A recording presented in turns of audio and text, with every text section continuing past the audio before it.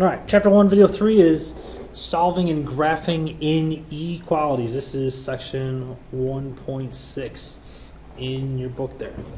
Let's review what an inequality is. An inequality is anything that's not equal. Unequal. Thus, we got greater than or less, greater than or equal to, less than or equal to. We also got greater than, and we have less than. There's also another one. Can you think of the fifth one? Not equal to is an inequality. Now, when we're solving these, we're going to solve these just like we solve any other type of problem, except that when we're going to graph these on a number line as well. Now, when we're graphing less than or equal to and greater than or equal to, they get solid dots. Greater than or less than, they get open dots. And not equal to, I'm going to let you go and chew on that one there. Let's do our first example here. I want you to solve and graph. Solve and graph. 2x plus 5 is greater than or equal to 27. All right, so to solve this, it's pretty simple. I'm going to subtract 5 from both sides, get 2x is greater than or equal to 22. X is greater than or equal to 11. Solving, that part's easy. So now we got to graph this thing. So whenever you graph these, I'm going to want 2 points, or yeah, 2 tick marks, 2 points on the number line. And when it's a single inequality like this, x is greater than or equal to 11, I want 0 to be one of them always, and then whatever number it's equal to. So 0 and 11. So we're going to put 0 here and 11 here. If it was negative 11, obviously the 0 and the negative 11 would be switched. You're going to put these 2 points on just like you would on a number line. So x is greater than or equal to 11. That's going to be a solid dot looking like this. And then it's greater than or equal to. So here's the thing. Let's take 0 for an example. Is 0 greater than or equal to 11? Absolutely not. So that is not a solution. However, there are other numbers that would be a solution. 0 is not, but something like 20. Is 20 greater than or equal to 11? Indeed it is. So we're say what this graph is stating is that 11 and every number greater than or every number to the right of 11 is a solution to x is greater than or equal to 11. Now, I know what some of you are thinking. Mr. Smith, my middle school teacher, they used to put it right on the line. And then they drew like a dark thick line or something like this. And they did it like that and it was better and I like that better. That's fine. I don't care. Do it like that if you like. That's totally fine. I like to draw it above so I don't got to draw scribble lines and it's clear as what the answer is. All right, so take a moment and try to solve and graph this one. Do 24 is greater than 5x plus 2. Go ahead and take a moment to solve and graph that bad boy. All right, so if you try to solve this, hopefully you came up with 22 is greater than 5x, and you got 22/5 is greater than x. I hope you got that. Awesome. Then, if you did, if we were to graph this, we'd have 0 and 22/5, and we would graph this. This would be an open circle. Now, here's what some of you probably did. You looked at 22/5 is greater than x. So greater than, that means it points this way. So you did this. If you did that, I'm sorry, that is incorrect. All right, check it out. Try 0. Is 22/5 greater than 0? Yes, it is. And so since that is a solution, that means that 0 is a solution.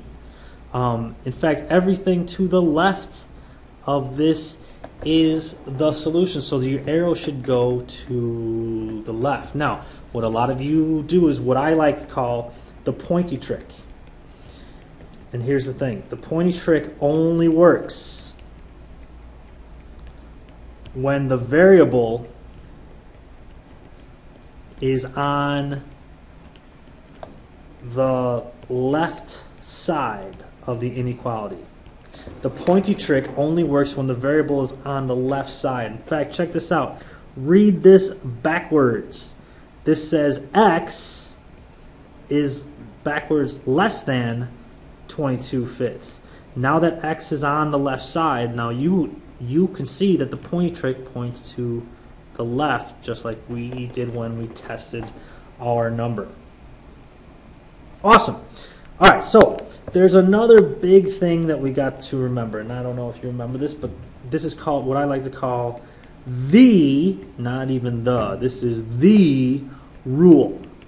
The rule when solving and graphing inequalities is if you multiply or divide,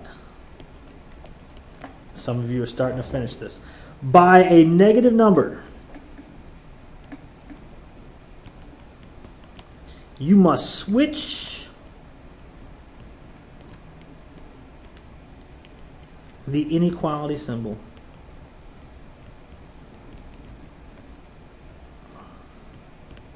You must switch the inequality symbol. If you multiply or divide by a negative number, you must switch the inequality symbol. So, tell you what. Let's solve and graph these two examples right here. I'm going to put up two problems. I want you to give them a shot. Negative 3x, oops, that's an x, sorry y'all. Negative 3x plus 7 is greater than 8.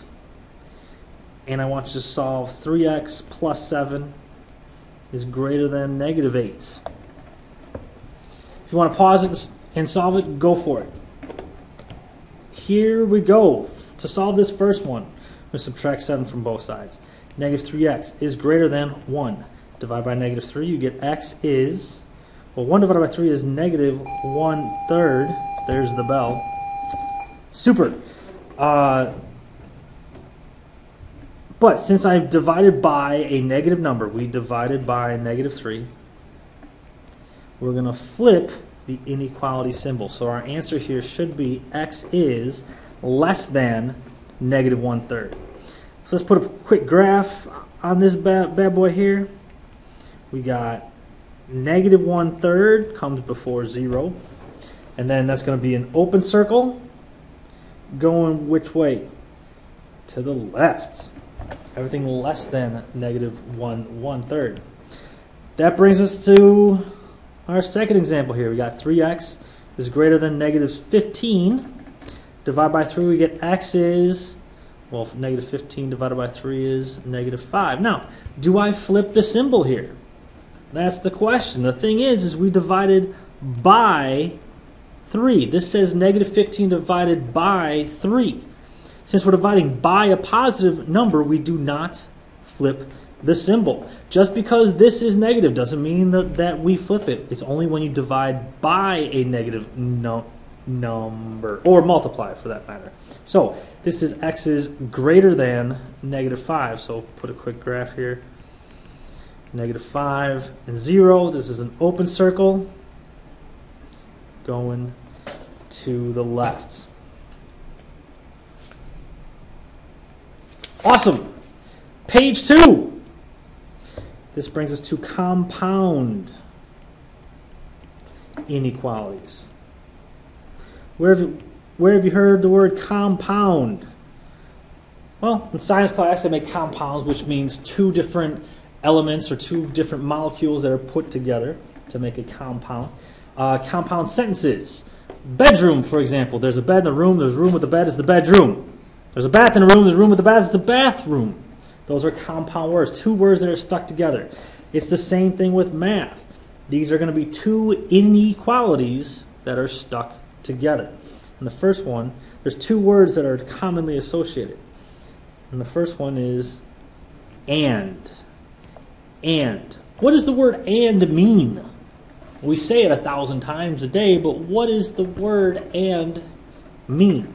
Well, here's the thing. For our definitions, and is going to be must satisfy must satisfy both conditions. Must satisfy both conditions. Think about it. If I go to McDonald's and I say, I want a burger and fries, and they just bring me fries, I'm going to lose my mind and say, go get your manager. What's the matter with you? I said I want a burger and fries. But if they come and they bring me both, I'm going to be like, thank you. Have a good day. Right? The other word that's commonly associated is or. Or, again, or is another one of those words. We say it 1,000 times a day. What is the definition of or? Well, for the purposes of our needs here, or means it must satisfy. Now here's the trick. At least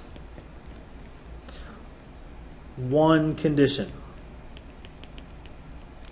Must satisfy at least one condition. So let's go back into McDonald's and say I want a burger or fries.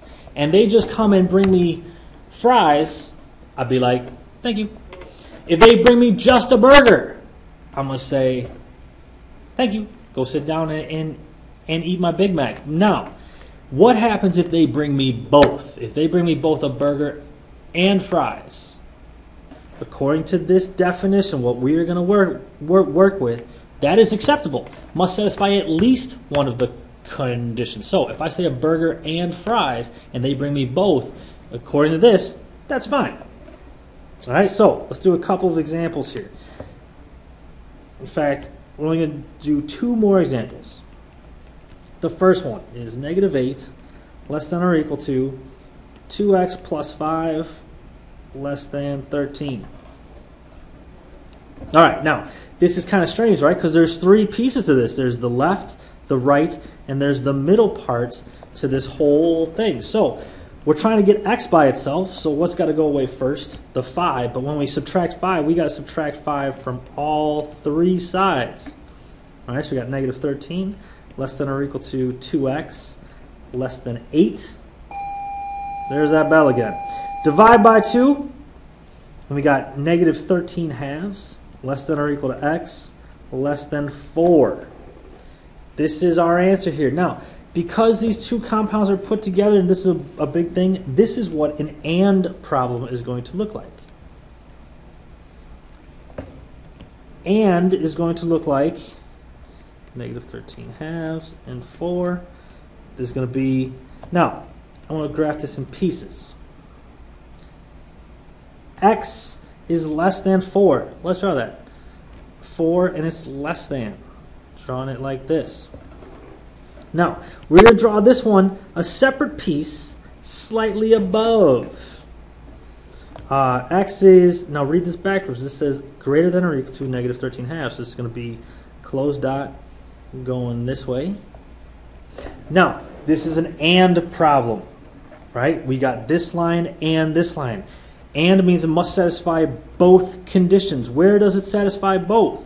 Well, here I'm only getting one. The red line is a burger. The blue line is fries.